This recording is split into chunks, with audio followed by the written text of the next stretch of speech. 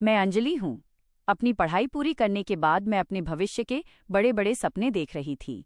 मुझे लगा था कि पापा मेरे लिए कोई बहुत बड़ा डॉक्टर या इंजीनियर लड़का ढूंढेंगे, लेकिन एक शाम जब पापा ऑफिस से घर लौटे तो उनके चेहरे पर एक अजीब सी गंभीरता थी। उन्होंने मुझे अपने पास बुलाया और बिना किसी भूमिका के कहा, अंजलि, मैंने तुम्हारी शादी तय कर दी है और लड़का मेरा ड्राइवर आर्यन है। ये सुनते ही जैसे मेरे कानों में गरम तेल पड़ गया हो। मुझे अपनी कानों पर यकीन नहीं हुआ। मैंने चिल्लाकर कहा, पापा, क्या आपकी मति मारी गई है? मैं इतनी पढ़ी लिखी लड़की और आप मेरी शादी एक मामूली ड्राइवर से कर रहे हैं। समाज में हमारी क्या इज्जत रह जाएगी? पापा ने बस इतना ही कहा, बेटा, मैंने दुनिया देखी है। पैसा आज है, कल नहीं होगा, लेकिन इंसानियत और वफादारी जीवन भर साथ रहती है। आर्यन के पास बंगला नहीं है, पर उसका दिल बहुत बड़ा है। मेरी आंखों से आंसू थम नहीं रहे थे। मुझे लगा कि पापा ने मेरी पूरी जिंदगी बर्बाद कर दी। पूरे घर में मातम जैसा माहौल हो गया, लेकिन पापा अपनी बात पर अड़े रहे। बिना किसी धूमधाम के एक छोटे से मंदिर में मेरी शादी आर्यन से करवा दी गई। विदाई के वक्त जब मैं आर्यन के साथ उसके छोटे से घर की तरफ जा रही थी तो मेरे मन में सिर्फ नफरत थी। उसका घर सिर्फ 2 कमरों का था, जहां धूल और पुरानी दीवारों के सिवा कुछ नहीं था। आर्यन ने मुझसे बात करने की कोशिश की। उसने कहा, अंजलि, मैं जानता हूं कि तुम इस घर के लायक नहीं हो, लेकिन मैं वादा करता हूं कि तुम्हें कभी किसी चीज की कमी नहीं होने दूंगा। मैंने उसकी तरफ देखा तक नहीं और दीवार की तरफ मुंह करके सो गई। महीने बीतते गए। मेरा व्यवहार आर्यन के साथ बहुत खराब रहता था। वो सुबह जल्दी उठकर गाड़ी चलाने निकल जाता और देर रात थककर वापस आता। फिर भी वो खुद अपने हाथ से मेरे लिए खाना बनाता, क्योंकि मैं उसे हाथ तक नहीं लगाना चाहती थी। वो अपनी छोटी सी कमाई का हर रुपया मेरे हाथ में रख देता और खुद पुराने कपड़े पहनकर काम पर जाता। मैं अक्सर उसे ताना मारती, ये 2-4 हजार रुपयों से क्या होगा? मेरी सहेलियां बड़े बड़े होटलों में जाती हैं और मैं यहाँ इस घुटन भरे कमरे में कैद हूँ। आर्यन बस सिर झुका लेता और चुपचाप सब सुन लेता। एक दिन अचानक दोपहर में मेरे फोन की घंटी बजी। अस्पताल से फोन था कि पापा को दिल का दौरा पड़ा है और उनकी हालत बहुत नाजुक है। मैं बदहवास होकर अस्पताल पहुंची। डॉक्टर ने कहा कि तुरंत ऑपरेशन करना होगा और इसके लिए कम से कम 7 लाख रुपयों की जरूरत है। मेरे पैरों तले जमीन खिसक गई। पापा की जमा पूंजी उनके पिछले बिजनेस घाटे में खत्म हो चुकी थी। मैंने अपने उन रिश्तेदारों को फोन किया जो खुद को बहुत अमीर कहते थे, लेकिन सबने कोई न कोई बहाना बनाकर फोन काट दिया। मैं अस्पताल के गलियारे में बैठकर फूट फूट कर रो रही थी कि अब पापा को कौन बचाएगा। तभी आर्यन दौड़ता हुआ अस्पताल आया।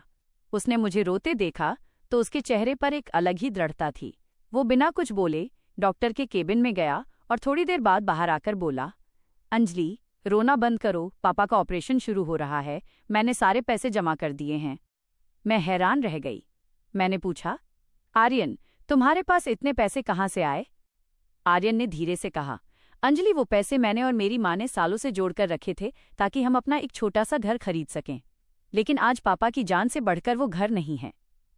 पैसे तो मैं फिर से मेहनत करके कमा लूंगा, लेकिन अगर पापा को कुछ हो जाता तो हम खुद को कभी माफ नहीं कर पाते। ये सुनकर मेरे दिल पर जैसे पत्थर की चोट लगी। जिस इंसान को मैं मामूली ड्राइवर कहकर उसकी बेइज्जती करती थी, उसी ने मेरे पिता को नया जीवन देने के लिए अपने जीवन भर की कमाई एक पल में लगा दी। उस दिन मुझे एहसास हुआ कि पापा सही थे। असली अमीरी बैंक बैलेंस में नहीं, बल्कि इंसान की नीयत और उसके त्याग में होती है। जब पापा होश में आए तो मैंने आर्यन का हाथ पकड़कर उनसे माफी मांगी। आज मैं उस छोटे से घर में बहुत खुश हूँ, क्योंकि मेरे पास एक ऐसा इंसान है जो मेरे और मेरे परिवार के लिए अपनी खुशियां कुर्बान करना जानता है। पापा के अस्पताल से घर लौटने के बाद मेरी पूरी सोच बदल चुकी थी। अब मुझे उस छोटे से घर की दीवारों से घुटन नहीं होती थी, बल्कि उन दीवारों में आर्यन की मेहनत की महक आती थी। मैंने तय कर लिया था कि अब मैं सिर्फ बैठकर आर्यन को संघर्ष करते हुए नहीं देखूंगी। एक शाम जब आर्यन काम से थका हारा घर लौटा तो मैंने उसके लिए चाय बनाई और उसके पास जाकर बैठ गई। उसने हैरान होकर मुझे देखा, क्योंकि ये पहली बार था जब मैंने खुद आगे बढ़कर उससे बात की थी। मैंने कहा, आर्यन, तुमने पापा के लिए अपना सब कुछ दांव पर लगा दिया। अब मेरी बारी है। मैं अपनी पढ़ाई और डिग्री को अलमारी में बंद करके नहीं रखूंगी। हम मिलकर अपनी तकदीर बदलेंगे। आर्यन की आंखों में चमक आ गई। हमने मिलकर योजना बनाई। आर्यन को गाड़ियों की और रास्तों की बहुत अच्छी समझ थी और मेरे पास मैनेजमेंट की डिग्री थी। हमने अपनी छोटी सी बचत और पापा की मदद से एक पुरानी सेकेंड हैंड कार खरीदी। आर्यन दिन में अपनी पुरानी नौकरी करता और सुबह शाम अपनी खुद की गाड़ी को टैक्सी के रूप में चलाता। मैं घर से ही ऑनलाइन बुकिंग और क्लाइंट संभालने लगी। हमारी मेहनत रंग लाने लगी थी। अगले 1 साल तक हमने दिन रात एक कर दिए। न हमने कोई नया कपड़ा खरीदा, न किसी शादी ब्याह में गए। हमारा पूरा ध्यान बस अपने काम पर था। धीरे धीरे 1 गाड़ी से 2 और 2 से 5 गाड़ियां हो गईं। अब आर्यन सिर्फ ड्राइवर नहीं था, वो अपनी एक छोटी सी ट्रैवल एजेंसी चला रहा था। लेकिन कामयाबी के साथ साथ चुनौतियां भी आईं। शहर की एक बड़ी ट्रैवल कंपनी ने हमारे बढ़ते काम को देखकर हमें परेशान करना शुरू कर दिया। उन्होंने हमारे ड्राइवरों को बहकाना शुरू किया और हमारे कॉन्ट्रैक्ट्स छीनने की कोशिश की। एक वक्त ऐसा आया जब हमारी 3 गाड़ियां सड़क किनारे खड़ी हो गईं क्योंकि हमारे पास काम नहीं था। आर्यन थोड़ा टूट गया था। उसे लगा कि शायद हम फिर से वहीं पहुंच जाएंगे जहां से शुरू किया था। उस रात मैंने आर्यन का हाथ थामकर कहा, हार मत मानो। जो इंसान शून्य से यहां तक आ सकता है वो फिर से खड़ा हो सकता है। मैंने अपनी रणनीतियां बदली और हमने सीधे बड़ी कंपनियों और होटल से टाई अप करना शुरू किया। आर्यन की ईमानदारी की वजह से मार्केट में उसका नाम पहले से ही अच्छा था। लोग उस पर भरोसा करते थे। देखते ही देखते हमें एक बहुत बड़ा कॉर्पोरेट कॉन्ट्रैक्ट मिल गया। ये हमारी जिंदगी का टर्निंग पॉइंट था। आज 5 साल बीत चुके हैं। हमारे पास अपनी 50 गाड़ियों का काफिला है और एक शानदार ऑफिस है। वही आर्यन जिसे लोग कभी मामूली ड्राइवर कहकर बुलाते थे, आज शहर की सबसे बड़ी लॉजिस्टिक कंपनी का मालिक है। लेकिन इन सब के बावजूद आर्यन आज भी उतना ही विनम्र है। वो आज भी अपने ड्राइवरों के साथ बैठकर खाना खाता है और उनकी मुश्किलों में वैसे ही खड़ा रहता है जैसे वो मेरे पापा के लिए खड़ा हुआ था। पिछले हफ्ते जब हम अपने नए बंगले के गृह प्रवेश की पूजा कर रहे थे तो पापा की आंखों में खुशी के आंसू थे। उन्होंने धीरे से मेरे कान में कहा, अंजलि, अब तो तुझे अपने पिता के फैसले पर गर्व है ना?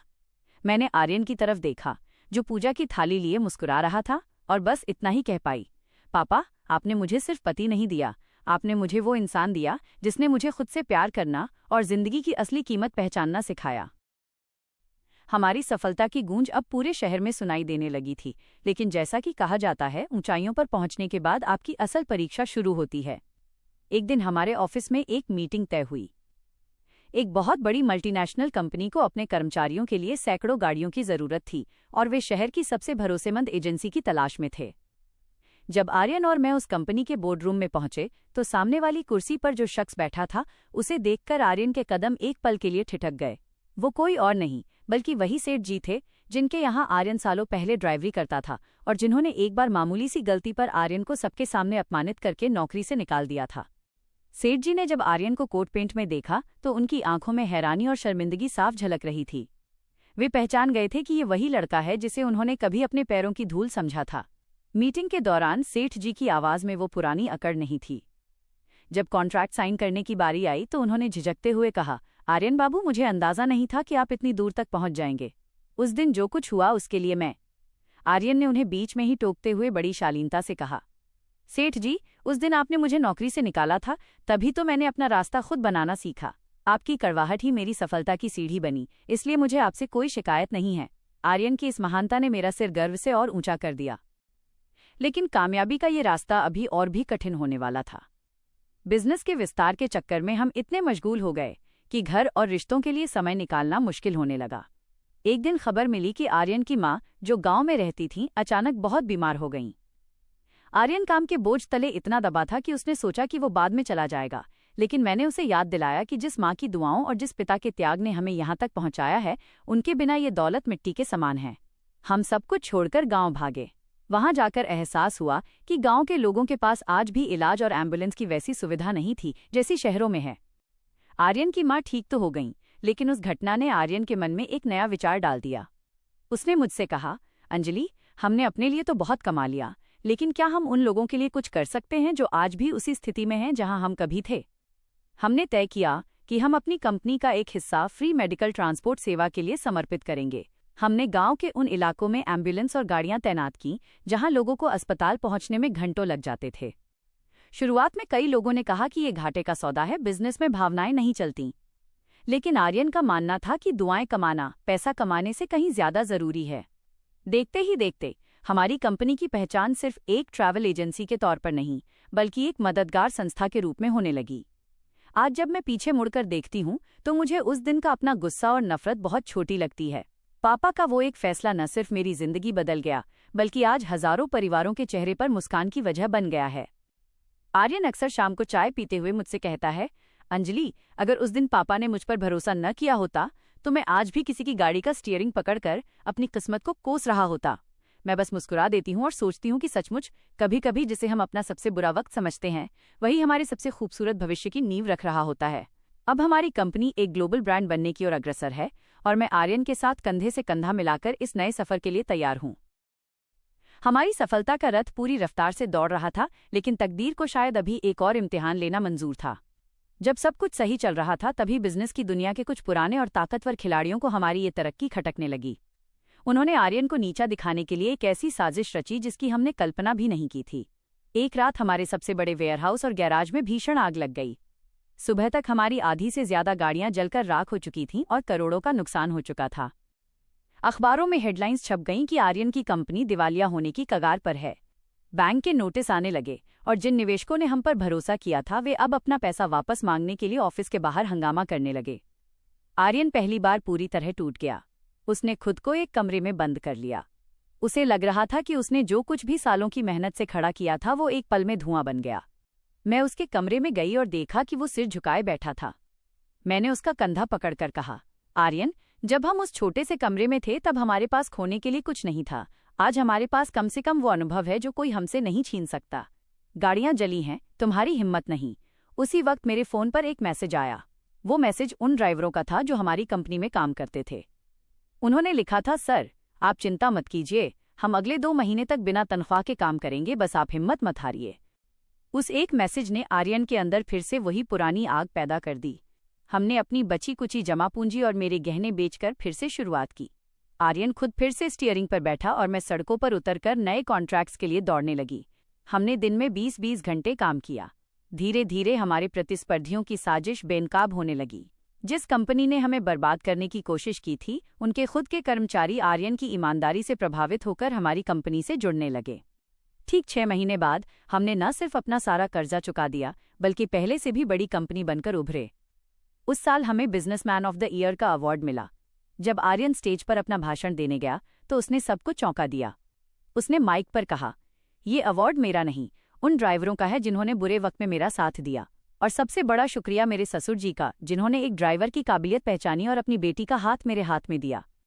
स्टेज के नीचे बैठे पापा की आंखों में गर्व के आंसू थे।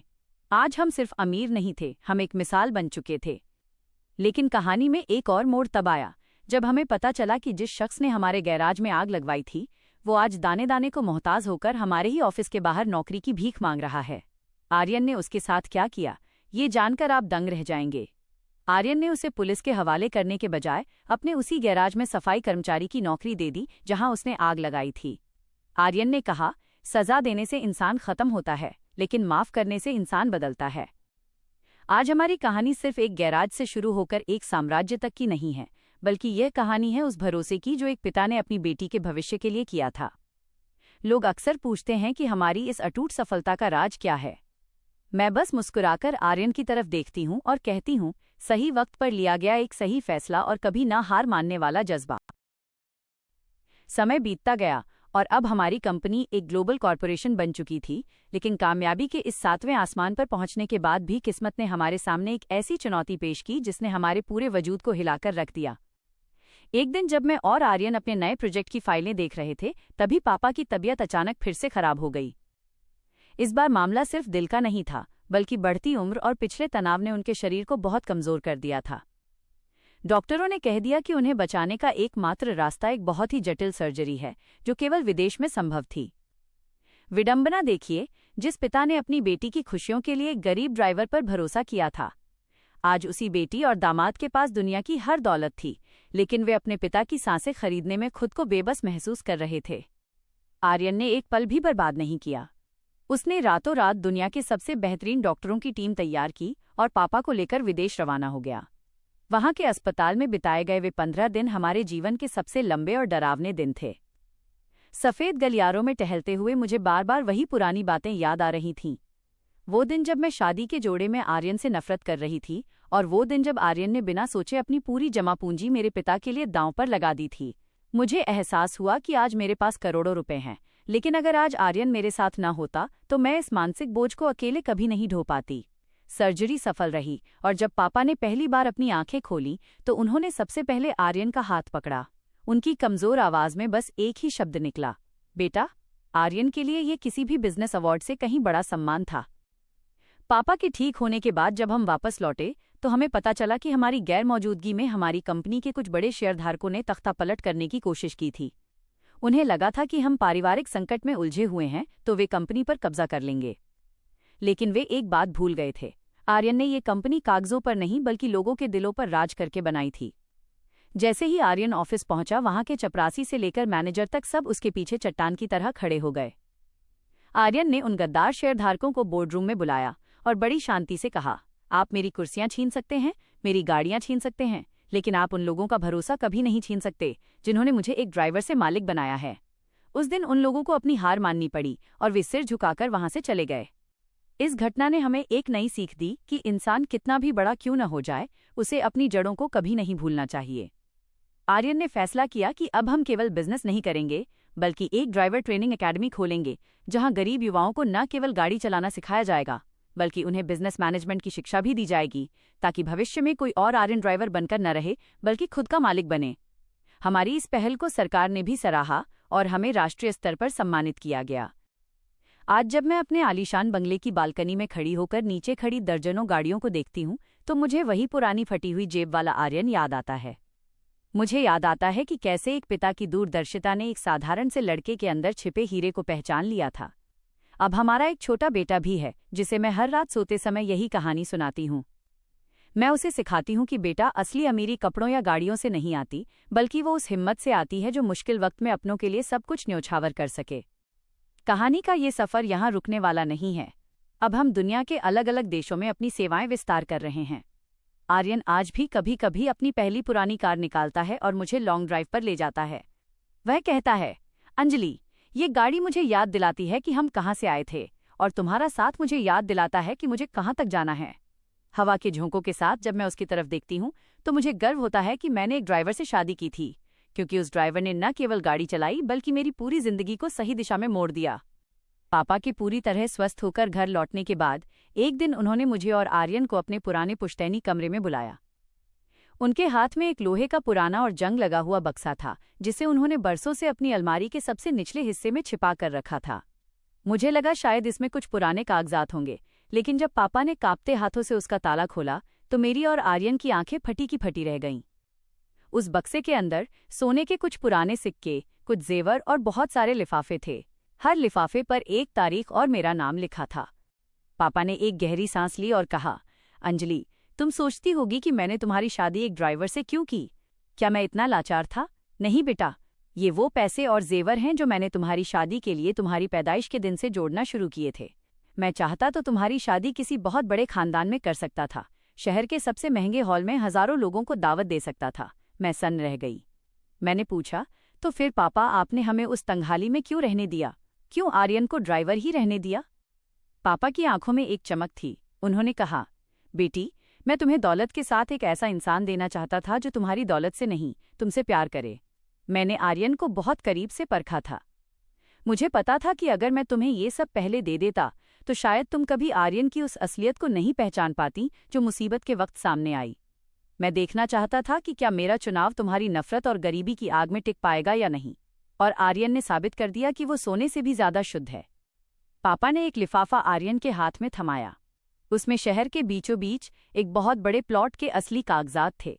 पापा ने बताया कि ये जमीन उन्होंने बरसों पहले आर्यन के नाम पर ही गुपचुप तरीके से खरीदी थी, क्योंकि उन्हें भरोसा था कि एक दिन आर्यन ही उनके इस साम्राज्य का असली वारिस बनेगा। उन्होंने इसे अब तक इसलिए छिपाया था ताकि हम दोनों मेहनत की कीमत समझ सकें। ये जानकर आर्यन की आंखों में आंसू आ गए। उसने पापा के पैर छुए और कहा, पापा, आपने मुझे जो पहचान और प्यार दिया है उसके आगे ये जमीन और जेवर कुछ भी नहीं है। पापा के इस गुप्त खुलासे ने हमारे रिश्ते को एक नई गहराई दे दी थी। हमें समझ आया कि पापा ने सिर्फ मेरी शादी नहीं की थी, बल्कि उन्होंने एक बहुत बड़ी परीक्षा ली थी जिसमें हम दोनों पास हुए थे। उस दिन के बाद हमने उन पैसों और जमीन का इस्तेमाल एक फाउंडेशन बनाने के लिए किया, जो उन पिता की मदद करता है जो अपनी बेटियों को पढ़ाना तो चाहते हैं लेकिन गरीबी की वजह से मजबूर हैं। पापा का वो पुराना बक्सा आज भी हमारे नए बंगले के मंदिर में रखा है, जो हमें हर दिन ये याद दिलाता है कि सबसे बड़ा धन पैसा नहीं, बल्कि वो धैर्य और परख है जो पापा ने हमें सिखाई। अब हमारा सफर सिर्फ पैसा कमाने का नहीं, बल्कि पापा के उस भरोसे को पूरी दुनिया में फैलाने का बन गया था। पापा के उस पुराने बक्से के राज ने मेरी रूह तक को झकझोर दिया था। मुझे समझ आ गया था कि पापा कभी गरीब या मजबूर थे ही नहीं, बल्कि वो सब तो एक बहुत बड़ी योजना का हिस्सा था जो उन्होंने सिर्फ मेरे लिए रची थी। पापा ने मेरा हाथ थामकर बड़े प्यार से कहा, अंजलि, तुम मेरी इकलौती बेटी हो, मेरी जान हो। क्या तुम्हें वाकई लगता था कि तुम्हारे पिता के पास तुम्हें एक आलीशान जिंदगी देने के पैसे नहीं थे? मेरे पास इतना धन था कि तुम 7 जन्मों तक बैठकर खा सकती थी, लेकिन तुम्हारे व्यवहार में जो अहंकार और घमंड आ रहा था वो मुझे डरा रहा था। पापा की बातें सुनकर मेरी गर्दन शर्म से झुक गई। उन्होंने आगे कहा, मैंने देखा था कि तुम इंसानों की कीमत उनके कपड़ों और उनके बैंक बैलेंस से करने लगी थी। अगर मैं तुम्हारी शादी किसी अमीर घर में कर देता तो तुम कभी ये नहीं समझ पाती कि संघर्ष क्या होता है और एक सच्चा इंसान कैसा होता है। तुम्हें सुधारने के लिए और जिंदगी की कड़वी सच्चाई से रूबरू कराने के लिए मुझे ये कठोर नाटक करना पड़ा। मुझे खुद को गरीब दिखाना पड़ा, अपने बिजनेस को घाटे में बताना पड़ा और समाज की ताने सहने पड़े, सिर्फ इसलिए ताकि मैं तुम्हें एक हीरा सौंप सकूं और तुम्हें उस हीरे की परख हो सके। उस पल मुझे अपनी हर वो बदतमीजी याद आई जो मैंने शादी के शुरुआती दिनों में आर्यन के साथ की थी। पापा ने आर्यन को पहले ही सब सच बता दिया था, लेकिन आर्यन ने पापा को वचन दिया था कि वो कभी मेरे सामने इस राज को नहीं खोलेगा और मुझे अपनी मेहनत के दम पर सुधारने की कोशिश करेगा। आर्यन ने एक ड्राइवर की वर्दी पहनी, फटे पुराने कमरे में रहा और मेरी हर जली कटी बात चुपचाप सुनी, सिर्फ इसलिए क्योंकि वो पापा के उस मिशन में उनके साथ था, मुझे एक बेहतर इंसान बनाने के मिशन में। पापा ने मुस्कुराते हुए कहा, बेटी, जिस दिन तुमने अस्पताल में अपने गहने बेचने की बात की और जिस दिन तुमने आर्यन के साथ मिलकर टैक्सी चलाने का फैसला किया, उसी दिन मैं समझ गया था कि मेरी अंजलि सुधर गई है। तुमने उस दिन पैसों से ज्यादा रिश्तों को अहमियत दी थी और वही मेरी जीत थी। ये जो करोड़ों की संपत्ति आज तुम्हारे सामने है, ये तो मैंने बहुत पहले जोड़ ली थी, लेकिन तुम्हारी आंखों पर जो घमंड का पर्दा था उसे हटाने के लिए मुझे तुम्हें गरीबी के रास्ते से गुजारना पड़ा। मेरी आंखों से पश्चाताप के आंसू बह रहे थे। मैंने पापा के गले लगकर माफी मांगी और आर्यन का हाथ थाम लिया। मुझे एहसास हुआ कि पापा ने मुझे दुनिया की सबसे बड़ी दौलत दी थी, एक ऐसा चरित्र जो मुश्किलों में भी नहीं डगमगाता। आज जब मैं अपने पुराने व्यवहार को याद करती हूँ तो मुझे खुद पर हंसी आती है। पापा का वो सबक मेरे जीवन की सबसे बड़ी डिग्री साबित हुआ। उन्होंने साबित कर दिया कि एक पिता अपनी संतान को सिर्फ पालने के लिए नहीं, बल्कि उसे सही राह दिखाने के लिए किसी भी हद तक जा सकता है। अब हमारा परिवार उस दौलत का इस्तेमाल दिखावे के लिए नहीं, बल्कि दूसरों के जीवन में बदलाव लाने के लिए कर रहा था। पापा अक्सर हमें देखकर गर्व महसूस करते हैं कि उनकी बेटी अब केवल नाम की अमीर नहीं, बल्कि दिल की भी उतनी ही अमीर बन चुकी है। ये कहानी उन सबके लिए एक सबक है जो रिश्तों को दौलत के तराजू में तौलते हैं। पापा की उन बातों ने मेरे मन के सारे भ्रम मिटा दिए थे। मुझे अब समझ आया कि जिसे मैं अपनी बदकिस्मती समझ रही थी, वो दरअसल पापा का मेरे प्रति अटूट प्रेम था। उन्होंने मुझे एक ऐसी भट्टी में तपाया था जहां से मैं एक कुंदन बनकर निकली थी। पापा ने उस दिन मुस्कुराते हुए एक और बात कही जो मेरे दिल में घर कर गई। अंजलि, अगर मैं तुम्हें विरासत में सिर्फ पैसा देता तो शायद तुम उसे चंद सालों में लुटा देती, लेकिन मैंने तुम्हें संघर्ष और सही इंसान की पहचान दी है जो तुम कभी नहीं खोगी। आर्यन, जो अब तक खामोश खड़ा था, उसने धीरे से मेरा हाथ पकड़ा और कहा, अंजलि, जब पापा ने मुझसे ये सब करने को कहा था तो मुझे डर था कि कहीं तुम मुझसे हमेशा के लिए नफरत न करने लगो, लेकिन पापा को तुम पर मुझसे ज्यादा भरोसा था। उन्होंने कहा था कि मेरी बेटी का दिल बुरा नहीं है, बस उसकी परवरिश में थोड़ी सुख सुविधाओं की धूल जम गई है। यह सुनकर मेरी रुलाई फूट पड़ी। जिस इंसान को मैंने इतना सताया, उसने मेरी गरिमा बनाए रखने के लिए इतना बड़ा त्याग किया और एक पल के लिए भी अपनी जुबान नहीं खोली। आज जब हमारे पास सब कुछ है, बड़ी गाड़ियां, नौकर चाकर और शहर का सबसे ऊंचा नाम, तब भी हम जमीन से जुड़े हुए हैं।